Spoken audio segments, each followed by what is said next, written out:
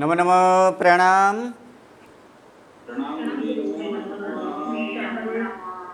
नमो रिहंताणं नमो सिद्धाणं नमो आयरियाणं नमो वज्रायाणं नमो लोये सब्बसाहूणं यशो पञ्चनमुक्कारो शब्बपाबप्पणासनो मङ्गलाणं च सव्वेसें पठमं हवै मङ्गलम् अज्ञानतिमिरन्धानां ज्ञानाञ्जनशलाकया नेत्रम् उन्मीलितं येन तस्मै श्रीगुरवे नमः।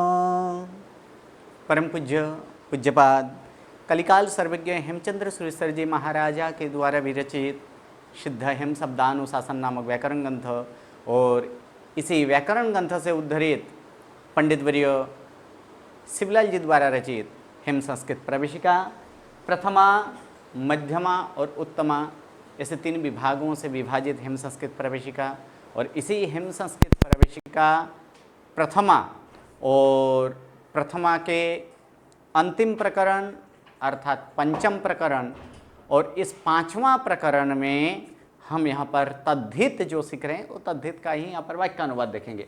अब तीसरा वाक्य क्या है इस वाक्य में? कुस्थानस्य प्रवेशेन गुणवानपि पीड्यते। पदच्छेद, चलिए इसका पदच्छेद करेंगे तो पदच्छेद पहला पद क्या है? बोलिए, पदच्छेद में पहला पद क्या है? हाँ, कुस्थानस्य, सही है, कुस्थानस्य ये एक पद हुआ। दूसरा पद प्रवेशेन, सही है। तीसरा पद गुणवान करेंगे तो कैसे होगा? गुणवान, हाँ क्या है? गुणवान। और उसके बाद चौथा पद अपि और 5वां पद पीड्यते, सही है। ये 5 पद का ये एक वाक्य है। इन 5 पद में एक पद जो है वो क्रियापद है। कौन सा क्रियापद है? पीड्यते, ये क्रियापद है, ये पीड्यते, सही है। कौन सा धातु है? तो पीड़ धातु है, पीड़ धातु है, तो पीड़ धातु ये है। यहाँ पर है ये गुणवान, ये करता है, गुणवान करता है कि नहीं? है, करता ही है। किस प्रकार से? गुण है जिसमें, उसे क्या कहा जाता है? गुणवान होगा कि नहीं? तो गुण है जिसमें अर्थात गुणाः सन्ति, यानी गुणों है, गुणाः सन्ति यस्य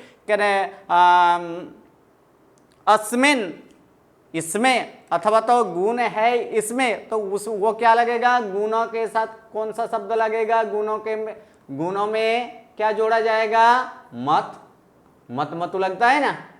मत मतु किसके अर्थ है? स्वामी अर्थ में लगता है, षष्ठी अथवा सप्तमी के अर्थ में प्रथमांत नाम को। तो प्रथमांत नाम यहाँ पर क्या है? गुणवान, ये क्या है? ये गुणाः, तो गुण को प्रथमांत नाम रखा तो ये क्या? गुणमत हुआ। और क्या देखे से? मौ के पूर्व में अंत में अगर अवर्ण हो तो मौ का क्या हो जाता है? व होता है, अर्थात क्या बनेगा? गुणवत। क्या बनेगा? ये गुणवत। और गुणवत का प्रथमा एक वचन करेंगे तो फिर क्या होगा? गुणवान होगा कि नहीं? तो इस प्रकार से ये गुणवान बना है। यानी पीड्यते, पीड्यते का मतलब पीड़ा पाता है अर्थात पीड़ाता है। कौन पीड़ाता है? तो गुणवान अपि, अर्थात गुणवान भी पीड़ाता है। ठीक है, क्या करने पर? तो प्रवेशेन, यानी प्रवेश करने पर। ठीक है, कहाँ प्रवेश करने पर? कुस्थानस्य प्रवेशेन, यानी कुस्थान का प्रवेश से, या तो प्रवेश करने द्वारा, कुस्थान का प्रवेश करने द्वारा या तो प्रवेश करने से गुणवान भी क्या होता है? पीड़ाता है। ठीक है, अर्थात दुख पाता है। किसका बैकग्राउंड है वो म्यूट कर दें। हाँ, इसके बाद यहाँ पर क्या? कुस्थान, कुस्थान ये एक समास है, लेकिन वो समास अभी हम लोग नहीं देखेंगे। वो समास हम लोग कहाँ देखेंगे? मध्यमा में। अभी के लिए कुस्थान एक शब्द है, यानी खराब स्थान उसे क्या कहा जाता है? कुस्थान। कुत्सित स्थानम इति कुस्थानम, और तस्य क्या होगा? कुस्थानस्य। ठीक है, इसमें भी प्रवेश है ना, ये भी एक भाववाचक नपुंसकलिंग बना है। प्रवेश है ना, ये प्रवेश, सर्वप्रथम प्रवेश शब्द बनता है, और प्रवेश शब्द बनने के बाद तृतीया एकवचन में क्या हो चुका है? वह प्रवेशेन हो चुका है। ठीक है, चलिए वो सब हम लोग थोड़ी ही देर में, मतलब मध्यमा में हम लोग सीखेंगे। तीसरा वाक्य, उसके बाद चौथा वाक्य, कोपः साम्यति महताम दीने क्षीणे ह्यारावपि। चलिए इसमें पदच्छेद कर लेते हैं। सर्वप्रथम पद, पहला पद क्या है? कूपः। ओके, दूसरा पद बोलते जाइए। साम्यति, ये दूसरा पद है, साम्यति सही है। तीसरा पद महताम। चौथा पद दीने सही है। पांचवा पद क्षीणे। छठा पद नहीं, ये तो संधि है, ये संधि के साथ इसको कीजिए। एक तो चलिए, एक तो अपी तो है, इतना तो सही है, एक अपी है। ठीक है, इसका नहीं, नहीं, क्या है ये? ही अरौ अपि। क्या है ये? ह्यरावपि। ये क्या है? ही अरौ अपि। तो ह्य क्यों हुआ है? अस्सर का नियम। अस्सर का नियम से क्या होता है? ई वर्ण का य होता है कि नहीं? य होता है, और य के साथ अ जुड़ गया, यानी ह्य पूरा हुआ। और तो फिर रावपि क्यों हुआ? तो ए ओ के बाद कोई भी स्वर आए तो ओय आई अब आओ। अब ओ है, ओ के बाद ओ स्वर है कि नहीं है? तो इसलिए ओ का क्या होगा? आव होगा, आव होगा। यहां पर र के साथ आ जुड़ेगा, यानी क्या होगा? रा होगा। व के साथ अ जुड़ेगा, यानी व पूरा, और पी है क्या? ही अरौ अपि। तो इसमें पद क्या होगा? ही अरौ और अपि, इतना पद है। देखिए, पदच्छेद करने से संधि विच्छेद भी हो जाता है। हो जाता है कि नहीं? ठीक है, चलिए। हाँ जी, अरौ किसका रूप है? अरौ अरि शब्द का सप्तमी एक वचन। सप्तमी एक वचन में क्या आता है? अरौ। अरि मुनि की तरह, मुनौ, उसी प्रकार यहां पर क्या हुआ है? अरौ। मूल शब्द क्या है? अरि। ये अरि शब्द का सप्तमी एक वचन में अरौ। ठीक है, चलिए अब यहां पर एक पद क्रियापद है। कौन सा पद क्रियापद है इसमें? शाम्यति। ये क्रियापद है यहां पर। शाम्यति वर्तमान काल अन्य पुरुष एक वचन। ठीक है, साम्यति। कह साम्यति? कोपः साम्यति। कह साम्यति? कोपः साम्यति। केशम कोपः? महताम कोपः। केशाम महताम। अर्थात कोपस्य सह संबंधम अस्ति इति संबंधक महताम। महताम पदे षष्ठी बहुवचन। षष्ठी बहुवचन में है कि नहीं ये? महताम, महताम, महताम इति पद, इति पदस्य मूल शब्द कः अस्ति? महत्। हाँ, महत् शब्द सर्वनाम अस्ति। महत् महत्रो अस्ति वा नास्ति? अस्ति ना? ये महत् शब्द, महत् महत्तृ सर्वनाम अस्ति, और महत् महत्रस्य, महत् महत्तृ शब्दस्य षष्ठी बहुवचने संबंधक बहुवचने महताम। महताम तो केसाम प्रश्नार्थे षष्ठी बहुवचन, तो षष्ठी बहुवचनस्य किम सर्वनाम, किम सर्वनामे षष्ठी बहुवचन पुल्लिंग मध्ये किम अस्ति केसाम, किम अस्ति केसाम। कोपः केसाम कोपः महताम कोपः। अवज्ञातम न वा? समझ में आ रहा है कि नहीं? हाँ जी, अवज्ञातम न वा? अवज्ञातम सम्यक सम्यक प्रकारेण आम, नॉट यस, आम। महताम कोप केसाम महताम कोपः साम्यति, महताम कोप सान्यति। किम सति दीने क्षीणे, किम सति तो दीने क्षीणे, दीने क्षीणे, क्षीणे सति, क्षीणे सति। कह अथ कस्मिन् तो अरौ, अरौ दीने क्षीणे महताम कोपः साम्यति।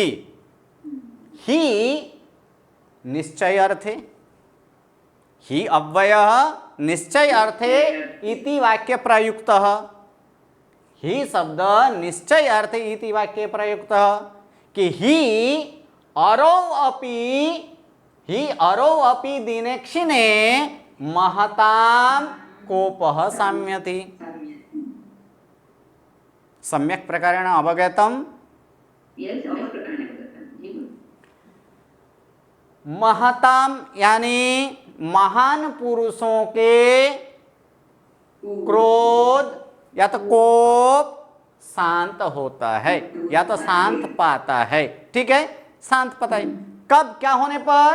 तो अरौ अर्थात शत्रु, सती सप्तमी है यानी इसको प्रथमा में ही ऐसे ट्रांसलेट करना है कि शत्रु दीन और क्षीण होने पर, यानी शत्रु दीन क्षीण होने पर महान पुरुषों के भी, अपि शब्द कोपः अपि साम्यति, कि महान पुरुषों का भी कोप शांत होता है। अग्रे स्तोकम अमृत स्तोकम अप्यमृतम श्रेय भारोपि न विशेष्यतु। पदच्छेद करोतु। प्रथम पदे स्तोकम, द्वितीय पदम अपि, तृतीय पद मध्ये अमृतम, चतुर्थ पदे श्रेयः, पंचम पद भारः, षष्ठम अपि, सप्तम न, अष्टम विशेष्य तु, नवम पद अस्ति। स्तोकम अपि अमृतम श्रेयः भार अपि विशेष्य तु न। तु दयो वाक्य मध्ये अस्तु, दयोः अपि वाक्य मध्ये। प्रथम वाक्ये स्तोकम अपि अमृतम श्रेयः अस्ति, अस्ति। स्तोकम अपि अमृतम श्रेयः अस्ति। तु किंतु अध्ये, किंतु अर्थे, तु किंतु अर्थे, तु विशेष्य भार अपि न, किम न, श्रेयः न अस्ति। अस्ति, कः अस्ति? श्रेयः अस्ति। कः अस्ति? तो श्रेयः अस्ति। किम अस्ति? तो श्रेयः अस्ति। किम श्रेय अस्ति तो अमृतम, कथमपि स्तोकम अपि, कथमपि तो स्तोकम अपि, तो स्तोकम अपि अमृतम श्रेयः अस्ति, तु परंतु किंतु विशेष्य भार, विशेष्य भार अपि न श्रेयः, विशेष्य भार अपि श्रेयः न अस्ति। हाँ अस्ति, न अस्ति, न अस्ति नहीं, कस्य कः तभारः, कः अपि तभारः अपि, कस्य भारः विशस्य भारः। दयो वाक्य योजनार्थे तु अव्यय प्रयुक्तम। स्तोकम अपि अमृतम श्रेयः अस्ति, थोड़ा भी अमृत क्या होता है, श्रेयस। श्रेयस का अर्थ क्या है, अच्छा, यानी थोड़ा भी अमृत अच्छा है, परंतु परंतु विशेष्य भार यानी 20 का भार, भार यानी समूह, हाँ समूह अर्थ है, 20 का समूह, 20 का समूह भी श्रेय अच्छा नहीं है। ओके, अभिमानवतां श्रेयान् विदेशो हि परा भवे। पदच्छेद, अभिमानवतां श्रेयान् विदेशः हि परा भवे। अभिमानवतां श्रेयान् विदेशः हि परा भवे इति वाक्ये क्रियापद अस्ति न वा, नास्ति, नास्ति, अस्ति नास्ति, क्रियापद इति वाक्य क्रियापद नास्ति। यदा यदा क्रियापद न भवेत् तदा भू भू अस्वा, भू अथवा अस, भू वा अस धातोः क्रियापद प्रयुज्येत।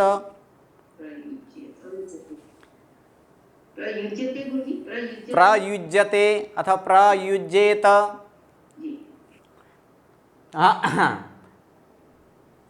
अस्ति, अस्ति,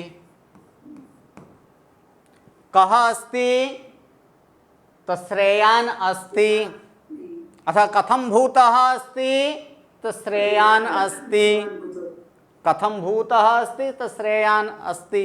कः कः कः कथं कः श्रेयान् अस्ति तो विदेशः श्रेयान् अस्ति। केषाम्, अभिमानवतां, केषाम् अभिमानवतां, कदा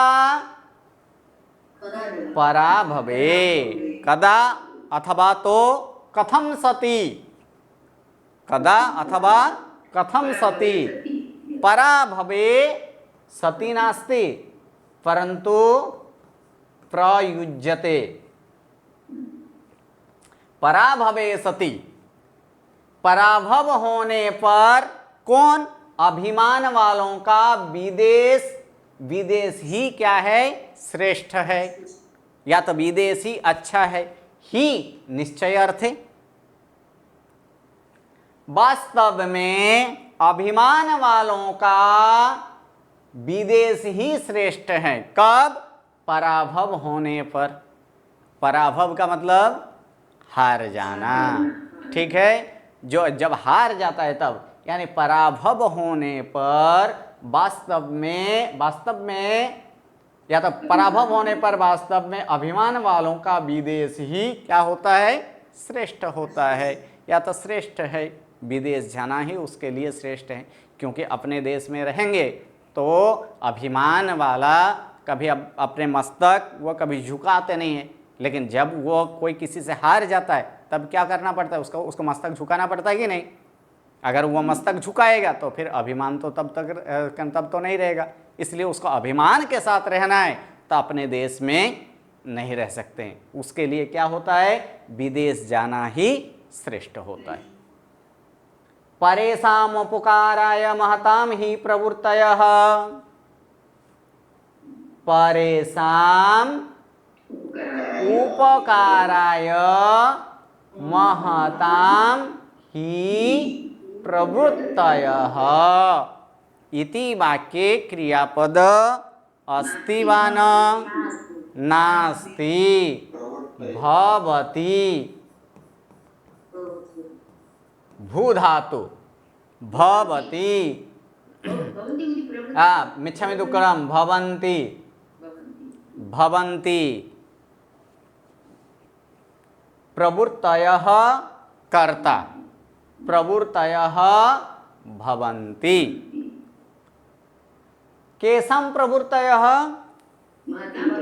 महतां प्रवृत्तयः, महतां प्रवृत्तयः, कस्मै उपकाराय, कस्मै उपकाराय, केषाम् उपकाराय, परेषाम् उपकाराय, महतां प्रवृत्तयः परेषाम् उपकाराय भवन्ति।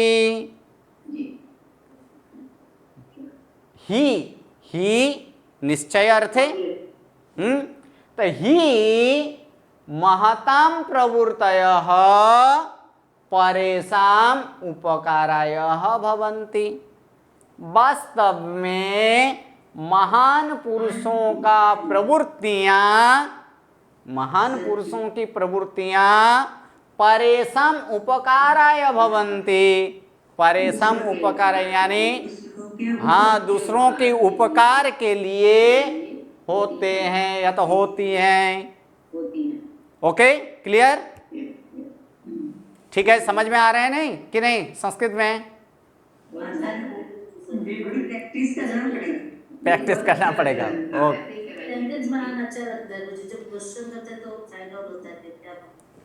ठीक है, चलिए थोड़ा थोड़ा देखते हैं। चलिए, श्रेयांसी बहुविघ्नानि भवन्ति महतामपि, श्रेयांसी बहुविघ्नानि भवन्ति महताम अपि।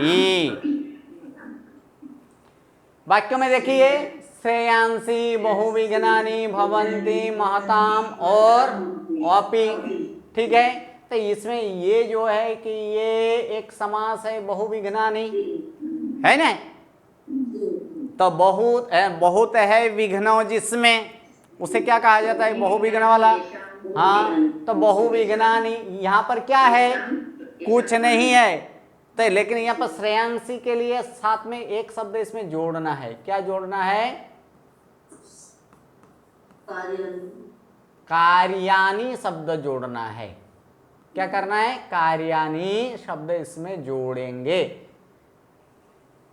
किस प्रकार का यहाँ पर श्रेष्ठ, तो श्रेष्ठ कार्यों, क्या होते हैं, श्रेष्ठ कार्य। यहाँ पर क्या है, विघ्नानि है ना, ये बहु विघ्न वाला ऐसे कार्य, यानी ये कार्य कैसे कार्य, तो श्रेयांसी कार्यानि, अर्थात श्रेयांश अर्थात प्रशंसा लायक जो कार्य होता है, क्योंकि प्रशस्य शब्द का ही क्या यहाँ पर क्या आदेश होता है, स्र आदेश होता है ना, तो प्रशस्य शब्द का स्र हुआ है और उसी का यहाँ पर श्रेयांसी हुआ है, हुआ कि नहीं। तो प्रशस्य शब्द का अर्थ क्या है, बखान करने लायक, प्रशंसा करने लायक जो है ना, तो इसका हाँ प्रशंसनीय हो सकता है कि प्रशंसनीय कार्यानि श्रेयांसी, यानी प्रशंसनीय कार्य कैसे होता है, बहुविघ्नानि, यानी बहुत से विघ्न वाला होते हैं, ठीक है। अब ये कार्य जो है, ये कार्य किसका है, महताम, यानी महताम, केशाम कार्यानि, तब महताम कार्यानि, ठीक है। और इसके साथ क्या है, इसमें अपि, अपि का अर्थ भी करना है। तो क्या करना है, यहाँ पर महान पुरुषों को भी, यहाँ पर है षष्ठी, लेकिन हम लोग क्या लेंगे, उसका अर्थ किसमें निकालेंगे, द्वितीया में। तो क्या करेंगे कि महताम अपि, यानी महान पुरुषों को भी श्रेष्ठ कार्य कैसे होते हैं, बहुविघ्न वाले होते हैं, ठीक है, क्लियर। चलिए आगे वाला, कुरूपताशीलतया विराजते, कुभोजनम चौष्णतया विराजते। चलिए पदच्छेद कर दीजिए।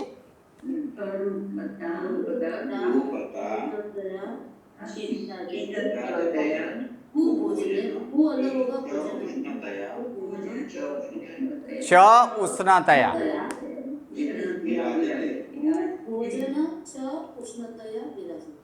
चलिए आगे यहाँ पर फिर से एक बार यहाँ पर बोल देता हूँ। कुरूपता एक पद, शीलतया दूसरा पद, विराजते तीसरा पद, कुभोजनम चतुर्थ पद है, च क्या करना है, च ये एक पद है, और उसके बाद क्या, उष्णतया एक पद है, और यहाँ पर है विराजते। तो इसमें जो है, इसमें तातल का प्रयोग बहुत बार किया गया है, क्या है कि नहीं, कहाँ कहाँ, तो शीलतया, तो शीलतया में मूल शब्द क्या आया है, शील, और उसमें ता प्रत्यय लगाएंगे तो फिर क्या बना, शीलता, और उसी का तृतीया की है तो फिर क्या हुआ, शीलतया। दूसरा इसमें कुरूप शब्द में क्या लगाया गया, ता लगाया गया, तो वहां पर भी क्या हुआ, कुरूपता। ठीक है, उष्णतया, तो उष्णतया में भी उष्ण में क्या लगा, उष्ण में ता लगा है, तातल, तो उसमें भी क्या बना है, उष्णता, और उसी का यहाँ पर क्या हुआ, तृतीया किया है। ठीक है, तो यहाँ पर अर्थ, यहाँ पर क्रियापद है कि नहीं, क्रियापद विराजते है, यहाँ पर क्रियापद विराजते, वी प्लस राज धातु, राज धातु पर आत्मनिपदी है कि नहीं,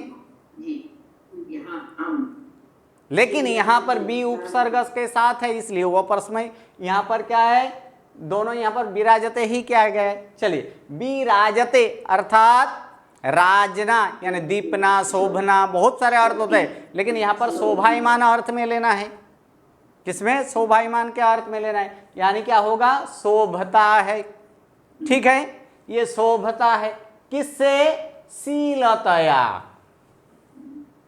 शीलतया, शील की भाव जिसमें हो, अर्थात शीलता द्वारा या तो शीलपना के द्वारा क्या होता है, शोभता है या तो शोभती है।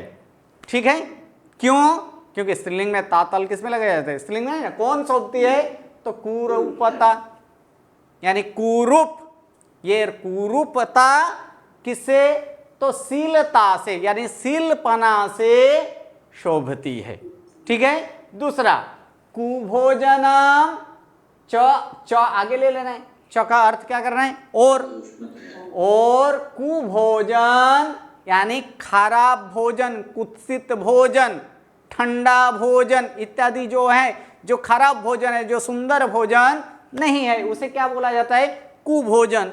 और कुभोजन हो अगर वो उष्णतया हो, अर्थात उसमें उष्णता हो, तो ये उष्णता द्वारा शोभती है, क्या शोभता है, क्योंकि ये कुभोजन है ना। हाँ, तो फिर प्रथम वाक्य क्या हुआ कि कुरूपता यानी कुत्सित रूप वाली किससे, शीलपना से शोभती है, और कुभोजन उष्णता से, कि उष्णता से शोभता है। ठीक है, चलिए, हाँ जी बोलिए, कुभोजन उष्णता से शोभता है, मतलब कुभोजन उष्णता से शोभता है, इसका मतलब क्या है, सही है। मेवा, मिठाई, मिष्ठान्न इत्यादि, क्या ये हमारे घर में हर रोज ये भोजन होता है, बनता है, ये हर रोज बनता है ये भोजन, नहीं बनता है। उससे भी खीर, क्या खीर हर रोज बनाया जाता है हमारे घर में, नहीं, कभी होता है, और विशेष स्वरूप में जब कोई पर्व दिवस आदि हो, या तो किसी का जन्म दिवस आदि हो। पहले के समय में जन्म दिवस किससे मनाया जाता था, खीर से, खीर के यानी खीर के द्वारा, गुड़ से, खीर गुड़ इत्यादि कोई भी मीठा चीज जो हो उससे ये होता था। अभी भी ये प्रथा गाँव में अभी भी लागू है किसी का भी जन्मदिन हो तो जन्मदिन में क्या बनाया जाता है, वहां पर खीर आदि बनाया जाता है, खीर लड्डू इत्यादि बनाया जाता है। ठीक है, तो ये खीर को क्या बोला जाता है, खीर को परमान्न बोला जाता है। क्या बोलते हैं खीर को, परमान्न। तो ये परमान्न जो है वो क्या है कि वो कभी कभी बनता है। तो ये सारे भोजन जो विशिष्ट प्रकार का हो, जो हर रोज के लिए जो भोजन नहीं बनता हो, थोड़ा हाई लेवल का जो भोजन हो, उस भोजन को क्या बोला जाता है, वो भोजन सुभोजन कहा जाता है। क्या बोला जाता है उसे, सुभोजन। और जो हर रोज इसके सामने कुत्सित भोजन हो, सिर्फ रोटी दाल चावल इत्यादि जो सामान्य से हर रोज के लिए जो होता है, तो ये परमान्न की अपेक्षा से रोटी चावल दावल इत्यादि जो है, ये सब क्या हुआ, उसके सामने कुभोजन हुआ कि नहीं। इसका मतलब कुभोजन का अर्थ यहाँ पर खराब नहीं लेना है। कुभोजन का अर्थ इसकी अपेक्षा से ये कु है कि नहीं। जैसे मैं बोलूं 1 10 है और दूसरा 5 है, ठीक है, तो 10 के अपेक्षा से 5 कम है कि नहीं, है ना। तो उसी प्रकार इनका गुण जो है उसके गुण की अपेक्षा इसमें कम गुण है। तो सिर्फ कु का अर्थ खराब अर्थ में ही नहीं होता है, कु का अर्थ कम अर्थ में भी होता है, कु का अर्थ अल्प अर्थ में भी होता है। ठीक है, तो यहाँ पर कु भोजन का अर्थ खराब भोजन नहीं लेना है। कु का भोजन मतलब जो हर रोज दिन व रोज जो हम लोग खाते पीते हैं उसके स्थान पर वो सुभोजन नहीं है। वो कैसे, सादा खाना जिसे बोला जाता है, हाँ सादा खाना। ठीक है, अगर वो सादा खाना अगर गर्मा गर्म हो तो भी क्या होता है, पसंद आता है कि नहीं। अगर सादा खाना अगर गर्मा गर्म मिल जाए तो भी वो पसंद आता है, तो वो शोभायमान है। लेकिन जो सुभोजन हो अर्थात जो हाई लेवल का हो, कोई ऐसे ये हो और वो एकदम ठंडा ठंडा मिले तो भी क्या है, वो व्यर्थ है कि नहीं। इसलिए यहां पर बोला गया अगर कुभोजन हो लेकिन अगर वो गर्मा गर्म हो तो वो शोभायमान है। ठीक है, ओके, चलिए आगे के वाक्य। अशुभम वापि शुभम वापि सर्वम ही महताम महत्। अशुभम वापि शुभम वापि, चलिए क्रियापद, इसका क्रियापद से पहले पदच्छेद कीजिए। अशुभम वा अपि शुभम वा अपि सर्वम ही महताम महत्। बाकी कुछ है ही नहीं। ठीक है, सर्वम ही महताम महत्, इसमें भी कोई क्रियापद है नहीं। ठीक है, तो इसमें भी एक शब्द यहाँ पर जोड़ना है। कौन सा शब्द यहाँ पर लाना है, कार्यम। क्या शब्द जोड़ेंगे, कार्यम। अशुभ, अशुभ क्या, कार्य, शुभ क्या, कार्य। ठीक है, कार्य के साथ ये कार्य शब्द हमें जोड़ना है। और एक यहाँ पर क्या लेना है, यहाँ पर भवति। ये क्रियापद में हम क्या ले लेंगे, भवति। ठीक है, होता है। किस प्रकार का होता है, तो महत् भवति अर्थात बड़ा होता है या तो महान होता है। महत् किसका रूप है, नहीं, महत् शब्द का ही रूप है। महत् शब्द महत् महत्व का ही है, लेकिन नपुंसक लिंग एक वचन में। क्यों, क्योंकि कार्य शब्द कैसे है, नपुंसक लिंग है, इसीलिए यहाँ पर क्या लिया गया, महत् ही लिया गया है। यानी महत् भवति यानी बड़ा होता है। ठीक है, क्या बड़ा होता है, तो कार्यम, कार्य है नहीं, लेकिन हमें ये कार्य शब्द लेना है। कार्य बड़ा होता है। किस प्रकार का कार्य, शुभम अर्थात शुभ कार्य हो, अथवा कैसे है, अशुभम। यानी ये बापी 2 बार जो है ना, इसको एक ही बार ग्रहण करना है। ठीक है, या दोनों में से अर्थ एक ही बार लेना है। अशुभ अथवा शुभ, हाँ अशुभ अथवा शुभ कार्यम अपि, अपि को बाद में जोड़ना है, अशुभ अथवा शुभ कार्य सर्वम अपि को बाद में लेना है, सारे, सर्व, अशुभम वा शुभम सर्वम अपि कार्यम महताम महत् भवति। अशुभ अथवा शुभ ऐसे सर्व कार्य ही को आगे ले लेना है, वास्तव में ऐसे सर्व कार्य महान पुरुषों का क्या होता है, महत् भवति, यानी बड़ा होता है।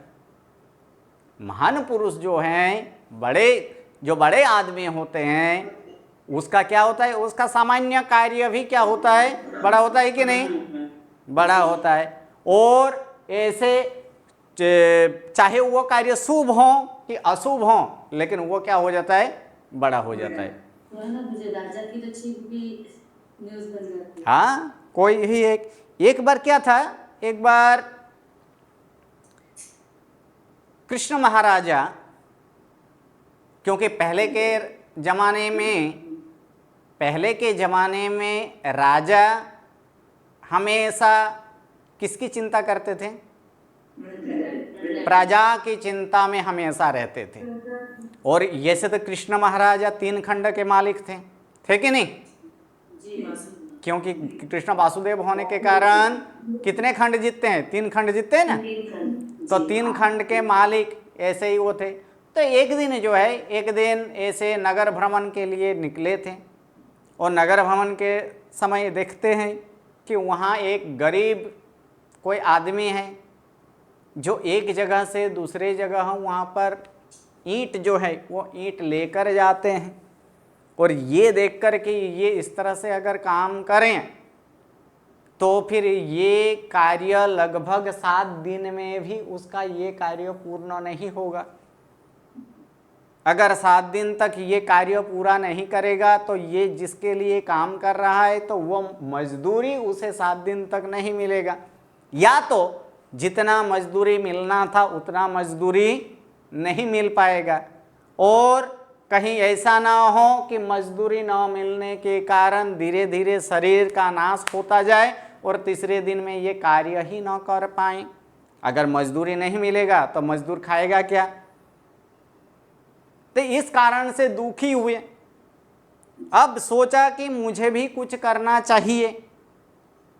तो उस समय चारों तरफ से, क्योंकि कृष्ण महाराजा नगर भ्रमण के लिए निकले, जैसे कि कोई भी मान लीजिए अभी कोई मंत्री संतरी अथवा तो कोई एक्टर इत्यादि अगर आए कहीं तो फिर क्या होता है, पूरा सड़क जाम होता है कि नहीं, लोग देखने के लिए आते हैं ना कि नहीं। तो उसी प्रकार ये तो 3 खंड के मालिक, तो वहां भी देखने के लिए बहुत सारे लोग आए थे। तो कृष्ण महाराजा ने एक युक्ति सोचा गया, उसने एक युक्ति सोचा कृष्ण महाराजा ने, क्या किए, रथ से नीचे उतरे और जहां वो एक जगह से ईंट, मान लीजिए यहां ईंट था और यहां पहुंचाना था, तो यहां से यहां तक कृष्ण महाराजा उतरे, रथ यहां तक लाए, वहां से उतरे, कृष्ण महाराजा ने एक ईंट लिया और ईंट लेकर कहा, उसके स्थान पर रख दिए। अब अन्य व्यक्ति उस समय जितने भी प्रजा जो भी आए थे वो देखा, अरे ये तो कौन ईंट उठा रहा है, कृष्ण महाराजा ने, 3 खंड के मालिक ऐसे वासुदेव वो ईंट लेकर जा रहे हैं, तो हमें भी क्या करना चाहिए, ईंट उठाना चाहिए। तो कृष्ण महाराजा के लिए ईंट उठाना ऐसे महाराजा को अशुभ कार्य है, लेकिन लोगों के सामने ये कार्य कैसा बन गया, बड़ा बना कि नहीं। तो इसीलिए यहां पर बोला गया अशुभ हो या शुभ हो, किसी भी प्रकार का सर्व कार्य महान पुरुषों का क्या होता है, महान ही होता है, अर्थात बड़े ही होते हैं। और अंत में ये हुआ कि ये जो 7 दिन में पूर्ण होने वाला था वो सिर्फ कुछ ही चंद मिनट क्या चंद घंटों में वो कार्य संपूर्ण हो गया। इसीलिए कहा गया है कि अशुभम वापि शुभम वापि सर्वम अपि, यह सर्वम ही महताम महत, क्या शाक्त कार्य यहाँ पर लेना है। ठीक है, चलिए आगे की जो वाक्य है वो वाक्य बनाकर लाइएगा, हम लोग नेक्स्ट क्लास में देखेंगे। नमो नमो, प्रणाम प्रणाम। हाँ, और एक बात, एक मिनट। जिसको भी प्रश्न पेपर भेजना है वो प्रश्न पेपर भेज सकते हैं। भाष्यतरम त्रयम में ये तीनों भाष्य अगर मिक्स करके भेजे तो भी अच्छा है, न हो तो कम से कम एक भाष्य का ऐसे भेज सकते हैं। उसी प्रकार बाकी विषयों का भी भेजा जा सकता है। 3 प्रकरण हो चुका है, वो तीन प्रकरण के किसी को एक साथ नहीं भेजना है, अलग अलग भेजना है तो अलग अलग भेज सकते हैं। जीव विचार प्रकरण का, व्यवसाय प्रकरण का अलग प्रश्न, बाकी और प्रश्न जो जितने सारे प्रश्न होंगे उसमें से एक इच्छा ये भी है कि ये सारे प्रश्न एकत्रित करके क्या बनाना है, एक प्रश्न बैंक बना देंगे। जैसे होता है ना क्वेश्चन बैंक, तो और वो क्वेश्चन बैंक की वेबसाइट में हमेशा के लिए रख देंगे ताकि किसी को भी वहां पर आकर प्रैक्टिस कर सके। और ऐसे प्रैक्टिस करने का लाभ जिसने भी निकाला है प्रश्न पत्र उनको मिलेगा कि नहीं? उनको तो मिलता है। दूसरा एक बात, वो बात तो दूर की बात है, नजदीक की, अगर नजदीक के जैसे वो बोला जाता है ना, क्या बोला जाता है, संबंध, दो प्रकार के संबंध होता है ना, या तो फिर प्रयोजन, 2 प्रकार का प्रयोजन भी होता है कि नहीं? हाँ, तो 2 प्रकार का प्रयोजन है, तो उसमें ये भी एक प्रकार का है कि एक फायदा, नजदीक की फायदा आपको मैं बता रहा हूं, ये होगा कि आप अगर प्रश्न पत्र निकालेंगे तो एक बार जरूर आपका पुनरावर्तन हो जाएगा। प्रश्नों को वापस से चेक करते हैं, हाँ, चेक करते हैं। और सबसे ज्यादा वहां पर हमारे जो भी प्रश्न पत्र निकालते हैं उसका टेस्ट वहां पर होता है कि सही जवाब एक तो मिल जाता है, लेकिन 3 गलत जवाब करना है ना, क्या लिखना है 3 उसमें गलत जवाब, वो बहुत सोचकर निकालना पड़ता है। जी गुरुजी। तो आज मैंने कैसे वंदन का भेज दिया आपको। हाँ जी, गुरु वंदन अभी बना रहे 3 दिन में गुरु वंदन और प्रसाद ओके पूरा कर देती हूँ एग्जाम के लिए। ओके, ठीक है, बहुत बढ़िया। आगे जिसको भी भेजना है वो भेज सकते हैं। हाँ जी, मुझे एक क्वेश्चन था, वो आपका आंसर शीट खोलने का बताइए। आंसर शीट खोलने का, आंसर शीट किसे के सूत्रार्थ तो हो गया है कि बाकी है? राजू भाई ने दिखा दिया ना सूत्रार्थ? ना कुछ भी नहीं देखा है दुनिया में। हाँ, राजू भाई साहब कहते थे कि उसका सॉल्व करवा दिए, ऐसे बोले थे राजू भाई साहब ने। नहीं, लास्ट टाइम करवाए थे, आपका बाकी आज ही इस बार आज ही क्लास चालू हुई ना, अभी आज हुई भी नहीं। ओके, ठीक है, मैं आज थी।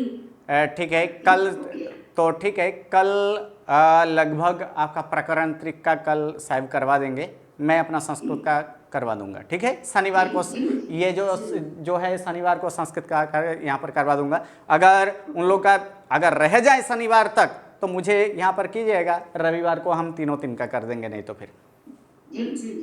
ठीक है, चलिए, नमो नमो, प्रणाम प्रणाम। हाँ जी, बोलिए। गुरुजी, एग्जाम हुई है ना, अभी इस बार 2 एग्जाम हुई ना, और पहले भी 2 एग्जाम हो गई थी, पहले भी लोगों ने दी और बाद में भी दी, तो 4 पेपर मिलेंगे गुरुजी क्या? हाँ, पेपर डाल देंगे, पेपर मिल जाएगा, लेकिन वो 4 डालना ना जरा, थोड़ा सा समय लगेगा।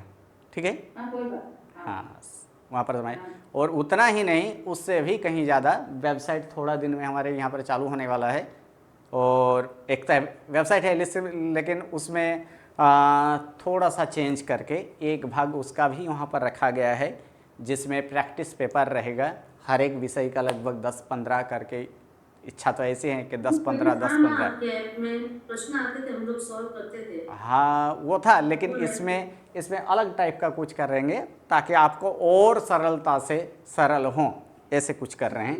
और मजा आया। हाँ, और उसमें एक ये था कि ये क्विज टाइप का कर रहे हैं, जिसमें जो है कि समय के अनुसार भी वो दिया जा सके, ऐसे भी क्विज भी हो सकता है। आगे की और है कि ये वेबसाइट में एक भाग ये हो जाने के बाद आगे की है फ्यूचर में कि बच्चों के लिए भी वहाँ पर क्विज रखा जाए। बहुत सारे ऐसे होंगे जैसे कि भक्ष अभक्ष के बारे में, तो भक्ष अभक्ष के बारे में क्विज इत्यादि, तो छोटे बच्चों को अगर सिखाना हो तो कैसे सिखा सकते हैं? क्या खाना चाहिए क्या नहीं खाना चाहिए, उसके बारे में क्या होना चाहिए, किस प्रकार से।